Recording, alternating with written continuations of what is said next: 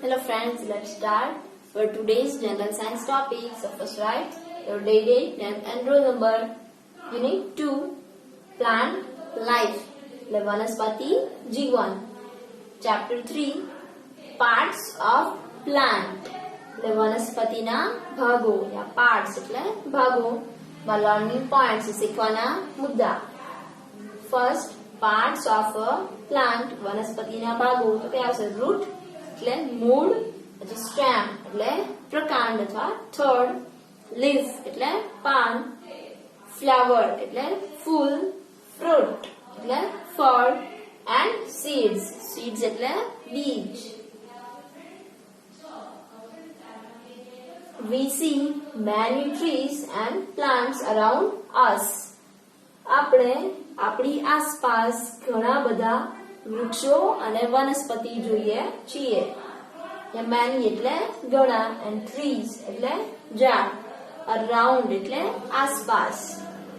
some are big and some are small. તો થોડા કેવા હોય છે? મોટા. તો થોડા નાના હોય છે. Plants and trees are living things. એટલે વનસ્પતિ અને વૃક્ષો કેવા છે? સજીવ વસ્તુઓ છે. As we have different parts, જેમ આપણે અલગ અલગ શરીરના ભાગો છે, નાક, કાન, જીભ વગેરે. Plants also have different parts. તો વનસ્પતિ છે એને પણ એના અલગ અલગ ભાગો છે. ત્યાં different એટલે જુદા જુદા. Look at this plant. આ વનસ્પતિ છે એને જુઓ. Can you see its different parts? શું તમને એના અલગ અલગ ભાગો દેખાય છે? The roots of a plant, the વનસ્પતિના મૂળ, grow below the ground.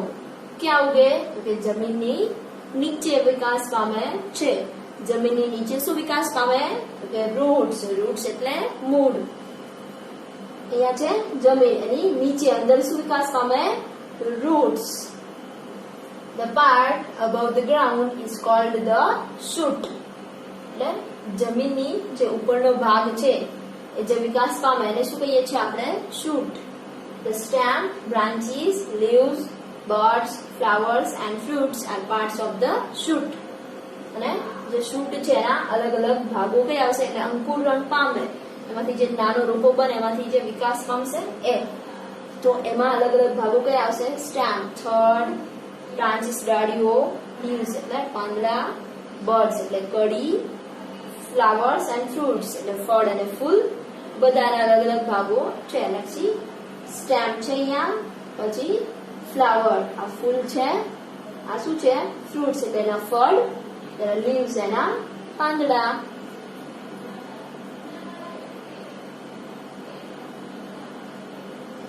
Every part of the plant is important. એટલે વનસ્પતિના દરેક ભાગ છે એ મહત્વના છે. every part એટલે બધા ભાગો, and important એટલે મહત્વના. important એટલે મહત્વના. each part carries out a specific function. અને દરેક ભાગ છે એ એના ચોક્કસ કાર્ય કરે છે.